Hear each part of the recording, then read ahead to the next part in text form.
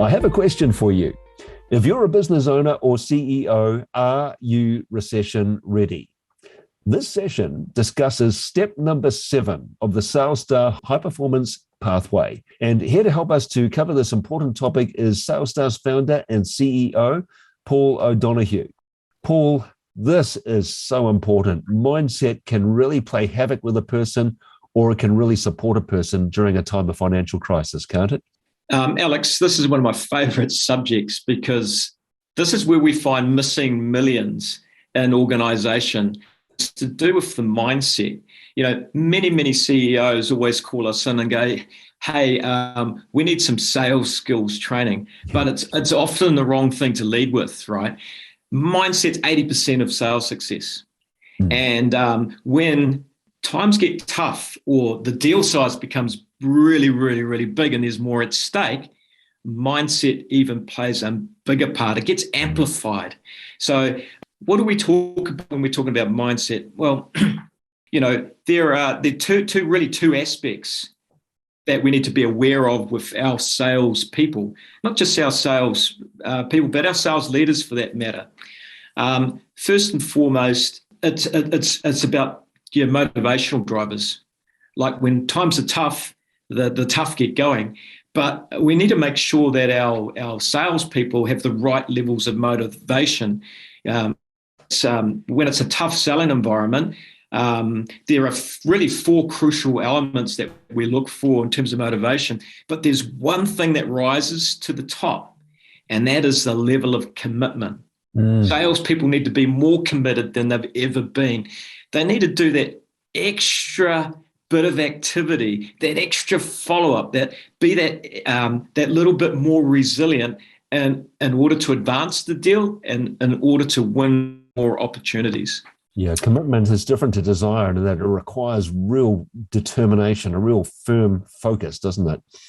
Well, commitment, what we test for, Alex, is it's the commitment. It's an unconditional commitment. It's doing whatever it takes, even if it might scare you or make you very uncomfortable, like prospecting. We might be asking our account managers to prospect to win market share. So this is a great example of a CEO bringing us in to say, can you teach our account managers to become BDMs and hunters? Yeah, we can teach them those skills, but the question is whether they will do it. You know, not everyone who you train is trainable. You've actually got to have the right DNA, the right mindset. So got to have the right motivational drivers, got to have the want and the commitment to do that in the first place.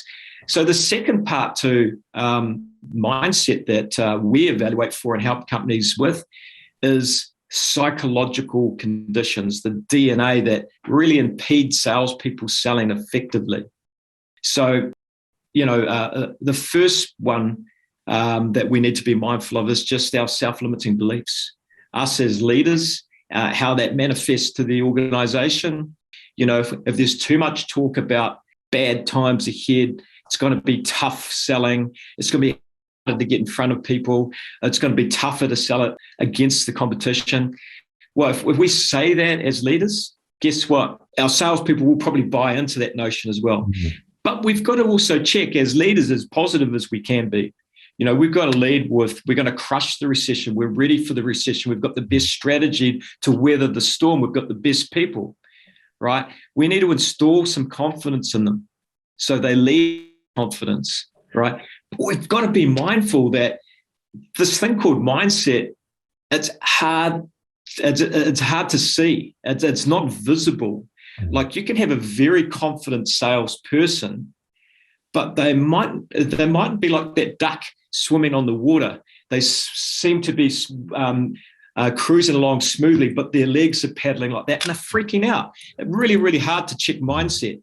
But we do have the right tools to be able to do this, and it's important that we diagnose before we start to prescribe, and we get a good handle on what people are suffering from a psychological point of view, because they can seem resilient, but they might not be. So as good sales leaders, we need to make sure our sales people are effective. And it starts with this neck top computer. Paul, I've been talking to a lot of clients just recently because of the difficult and challenging times that we've been in. Technically, there's not a recession yet, but we can see that one is potentially on the horizon. And they're talking to me about supply chain issues, about price rises that result from this. And I've had salespeople and managers say to me, we have difficulty selling because we can't supply or we can't complete the job on time. And of course, prices are going up in the interim. And they're seeing these as barriers to sales. That is a real mindset issue, because when we stop and help them to evaluate their own situation, they begin to realize that actually, if we take a positive mindset to this is a salesperson's dream. They can sell on the basis of urgency. You need to order now if you want to get this delivered on time. Not being pushy, just giving them the right advice to help them to stay productive. Well, there are three distinctions we evaluate for that isn't conducive to supporting price rises and to having those conversations. One is the need for approval, Alex. And, this is really typical with relationship sellers who predicate the sale on their interpersonal relationship, right? So they love to be liked by their customers. And in extreme cases, they love to be loved. And the challenge with that is they don't like to be seen as pushy salespeople. They don't like to challenge their client. They don't like to cause any conflict that might impede their personal relationship. So it's tough for them to have those conversations. So we need to be aware of which salespeople have this need for approval, so we can put some intervention around eradicating that need for approval. Second thing is this notion called money weakness. A lot of salespeople suffer from money weakness, and how that manifests is they don't have the bravery to talk about money. Right? They don't have the bravery to give a price increase. They can't start that conversation because in their head, there's an avoidance of talking about money and finances, but any raise might seem like a lot of money in their head. And what happens when their prospects give them the pushback? Gee, that's a big increase. They're going to be thinking, yes, it is. I thought that was. And they're not going to be confident at handling that objection and staying firm. So I talked about three. The third one is a buy cycle weakness. There's a 100% correlation to how you buy to how you sell. So you mean if you're a slow, considered buyer, then you may project that onto your client? Is that right? Yes. So, and the reverse is true. Think about what's going to change in a tougher economy. Your prospects are going to be more considered. They're going to slowball you. They're going to stall. Sales cycles are going to blow out. And if you've got a buy cycle weakness, it has a 50% impact on your ability to close deals. So, all your salespeople that are suffering from buy cycle, and that's one of those things you can't really just read. You have to evaluate before you get a good sense of if they have it or not. That has a major impact, because as soon as they hear a prospect say, our budgets are tight at the moment, this is a big decision for us, we have to get together as a committee and have, 3 other suppliers come to us and you're the first, all of that usual rhetoric, salespeople who have a buy cycle weakness will be thinking in a nanosecond, that sounds fair to me. And they won't be able to close that deal.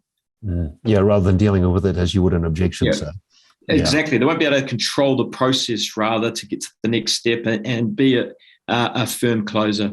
So that can really, really impede the ability to win market share in tough times. Paul, fascinating subject, mindset. Wow, it's a biggie. They might think they need skill training, but it could all have to do with their attitude, their mindset, their positivity, their outlook. Thank you very much for sharing those insights with us. Is there anything that we can help our viewers with, maybe something they can download? Yeah, there's a really fantastic asset. It's an ebook. It's called Reviewing Your Sales Performance for Increasing Profits. And we talk about the 4 crucial elements that really drive motivation. We talk about 5 aspects of psychological barriers that get in the way. And it's really important to understand those distinctions as a sales leader. We've got to be good coaches. So be aware of it. It's good reading. Get access to the link below. Thanks very much for joining us today, Paul. If you want to know more, reach out to a SalesStar High Performance coach. We're here to help. Follow the series to get the full overview on how to be recession ready as we continue with our journey through the SalesStar 9-step high performance pathway. And remember, watch out for key strategic moves later in this series. Thanks for joining us. We'll see you next time.